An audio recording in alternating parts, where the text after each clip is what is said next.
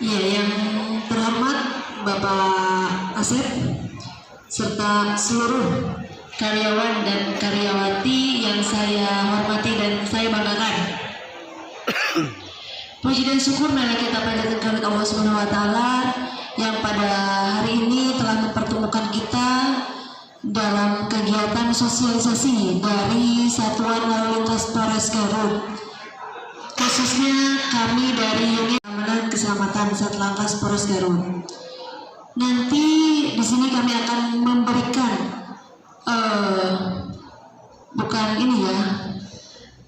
ingin mengajak dan menyadarkan para karyawan dan karyawati ini tentang tertibnya berlalu lintas, dan ada program baru yaitu tilang elektronik.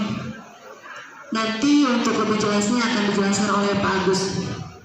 Mohon diperhatikan, dan nanti apabila ada yang tidak mengerti atau yang ingin ditanyakan mengenai aturan lalu lintas ataupun mengenai tilang elektronik ataupun yang berhubungan dengan lalu lintas, boleh ditanyakan kepada kami. Para Pak Agus, kami persilakan.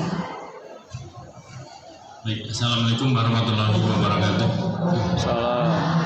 Yang terhormat pimpinan perusahaan, rekan-rekan dari PT Budijaya Abadi, ya. Baik, jadi mohon maaf jadi atas waktunya mungkin sedikit tersisa, ya. Jadi kami memang sengaja ke sini datang. Tadi sudah disampaikan sama Ibu Kanit, Ibu Ibda Marlina sebagai Kanit Kamsel, ya. Kalau dulu namanya Kanit Digyasa Pendidikan dan Rekayasa, sekarang namanya Kanit Kamsel, ya. Dan kami datang dari posisi ini sengaja untuk mensosialisasikan utamanya Undang-Undang Lalu Lintas, Undang-Undang Nomor 22 Tahun 2009, ya, yang mana tadi sudah disampaikan. Jadi serentak, ya, sebentar lagi di Polda Jabar akan diberlakukan tilang elektronik atau ETLE, ya. Jadi dengan adanya launching pengamanan atau gelar pasukan pengamanan Natal dan Tahun Baru, di launching juga akan dimulainya penilangan secara elektronik, ya. Jadi termasuk di Garut, ya, efektifnya nanti per 1 Januari efektif, ya. Jadi selama ini atau kemarin-kemarin sampai sekarang mungkin di media juga ramai polisi tidak boleh tilang manual. Ya betul, karena kita emang sedang mempersiapkan diantaranya mau meluncurkan tilang elektronik. Kalau kemarin mungkin tilangnya secara manual atau dengan adanya razia di jalan, ya. Jadi begitu ada polisi mungkin rekan-rekan melihat, apalagi yang nggak pakai helm, alah polisi di depan, apalagi pagi-pagi udah mau berangkat, aduh polisi banyak, pagi-pagi nggak jangan duit ya polisi.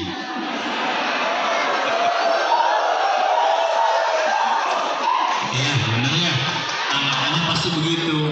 Saya juga sebelum jadi polisi kan sama kayak rekan-rekan, ya, sekolah pakai motor nggak pakai helm sama, ya pasti sama gitu, ya. Baik, jadi sebelum membahas lebih lanjut tentang tilang elektronik tentang polisi lalu lintas, ya. Jadi polisi lalu lintas di sini itu ada 3 bagian.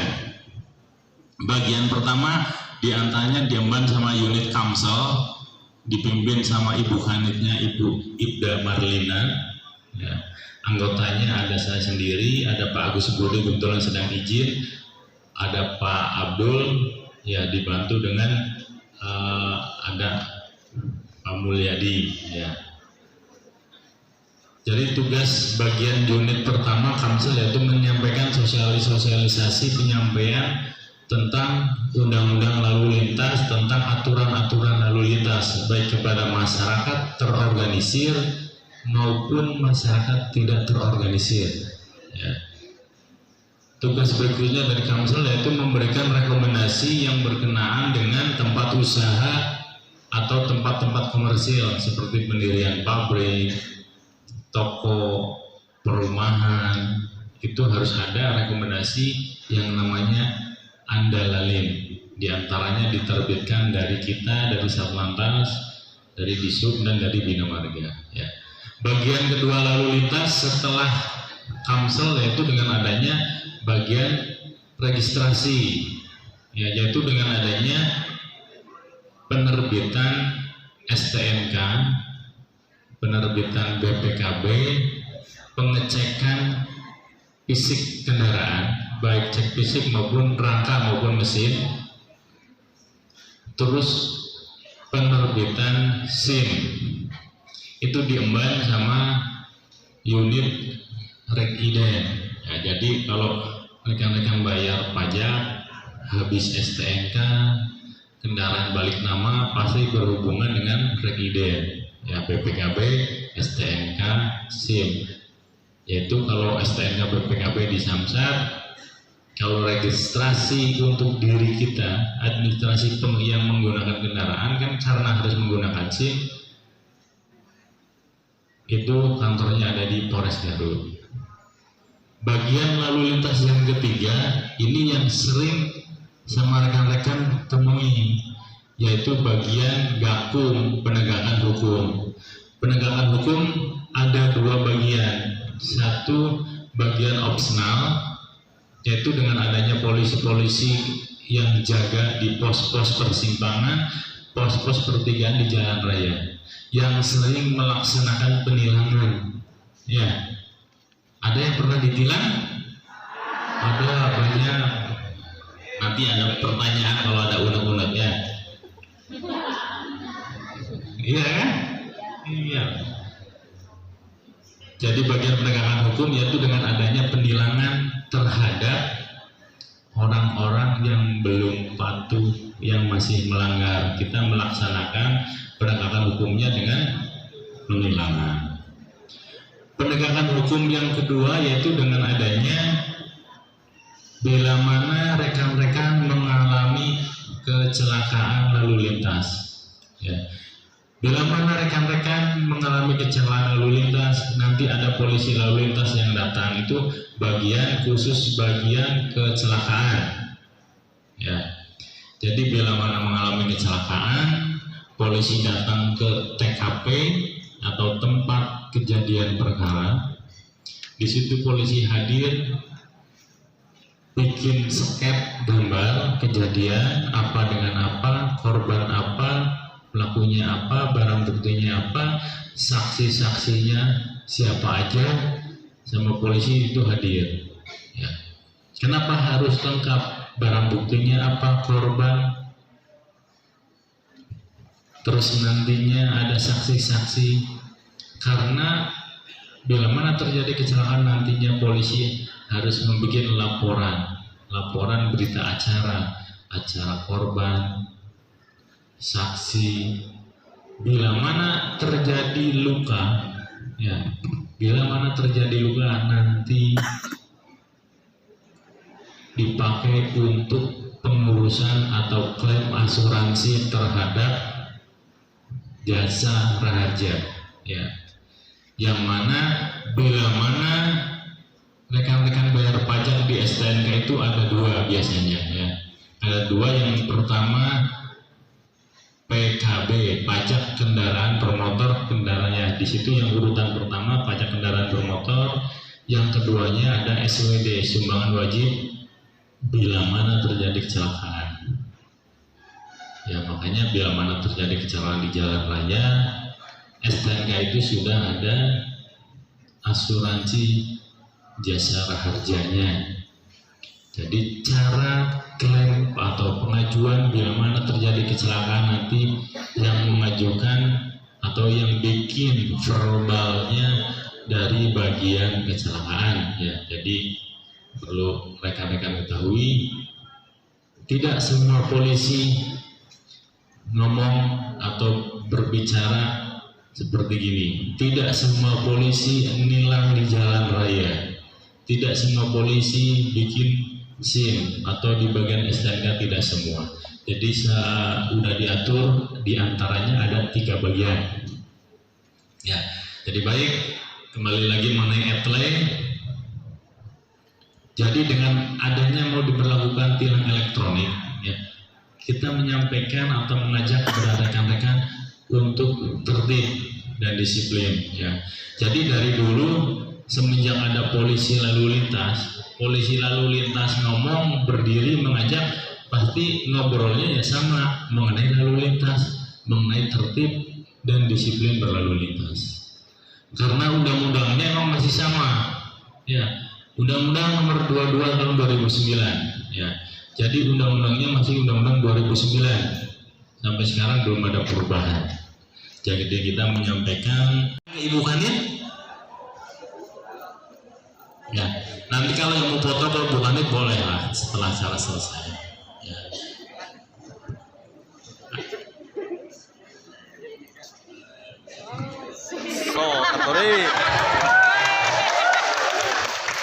Nama saya Tori.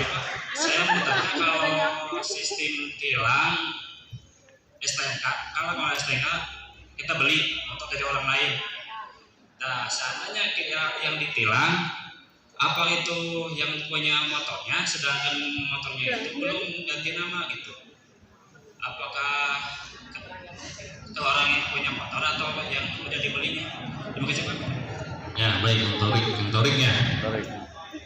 Jadi yang ditilang yang punya motor atau yang make, otomatis kalau yang ditilang itu yang melanggar kan yang memakai, ya, yang memakai. Cuman ya bila mana itu motor pinjam, ya, motor pinjam ke teman, ya, misalkan motor akan dipakai sama saya, pinjam motornya, Kang sebentar pinjam motor, pas begitu ke suci karena nggak pakai helm jepret dipoto, biarin nggak usah ngomong, orang nggak tahu ini, saya juga nggak tahu ditilang. Otomatis tadi udah disampaikan surat cinta, ya, dari Polres itu ditujukannya itu nanti sesuai dengan alamat plat nomor. Kita kan ada database, makanya server itu nanti mengolah data nomor sekian, bener nggak? Ya, datanya kalau memang datanya udah bener, akurat, langsung diterbitkan surat undangan untuk konfirmasi. Ya nanti ditujukan ke yang punya motor.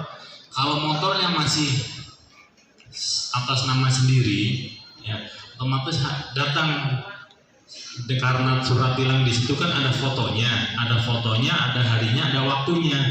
Otomatis kan akan ini teh, saya nggak pakai, siapa yang, tapi pas oh ini si B pas kemarin pinjam motor gini ketilang, kenapa nggak ngomong, ya. Jadi tilang elektronik itu ketahuan foto orangnya yang menggunakan itu ada tertera, jadi nggak bisa bohong, ya, nggak bisa bohong karena ada fotonya, foto orangnya, foto kendaraannya tertera di situ, ya. Makanya kita sarankan, ya, apalagi sekarang masih ada program gratis BBN 2, ya. Jadi BBN 2 itu balik nama kendaraan bekas, ya. Kalau kendaraan baru BBN 1. Kita masih program di Jawa Barat BBN gratis sampai dengan tanggal 24 Desember. Jadi silahkan yang masih atas nama orang lain, mumpung ada kesempatan, gak ada biaya balik nama, ya, alias balik namanya gratis, lumayan. Silahkan diurus di Samsat Garut, ya. Jadi sampai dengan tanggal 24, lumayan mengurangi biaya, ya. Jadi gitu, ya Kang Torik, ya. Jadi bila mana yang tilang elektronik siapa yang ininya, yang salah otomatis yang menggunakannya yang ditilang. Cuman kalau untuk surat dari Polresnya nanti ditujukan kepada alamat STNK, ya, karena nanti database-nya sesuai ya masih yang di STNK, ya. Kalau nanti kita contoh kita beli motor bekas, biarin, kita nggak pernah surat cinta nggak dapet, ya nggak bakalan dapet karena ditujukannya ke yang punya motor itu atas nama yang motor pertama. Tahu-tahu nanti kita bayar pajak kita diblokir, ya. Nanti diakumulasikan berapa kali kena tilang, tambah rugi lagi. Jadi tidak terdeteksi berapa kali kita melanggar. Makanya alangkah baiknya secepatnya silakan dibalik namakan. Ya. Cukup Bang Torik? Ya.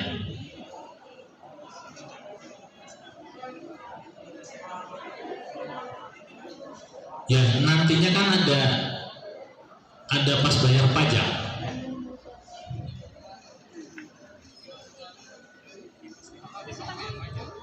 Naon? Jadi di Garut nanti, di mana ditilang itu di Garut. Tetangga kan itu Ya. juga penjelasan. Cuma nanti kalau misalnya masih satu provinsi nanti ada tembusan karena kan terintegrasi itu Samsat kan satu provinsi kan integrasi. Jadi ini kan oh ini melanggar ini data kita masuk ke sana. Iya kalau kita masih menggunakan kendaraan bekas. Gitu ya. Cukup rekan-rekan? Cukup. Ya, karena nggak ada lagi ya. Insya Allah karena waktu kita sebentar ya, juga biar rekan-rekan nanti kegiatannya tidak terganggu terlalu.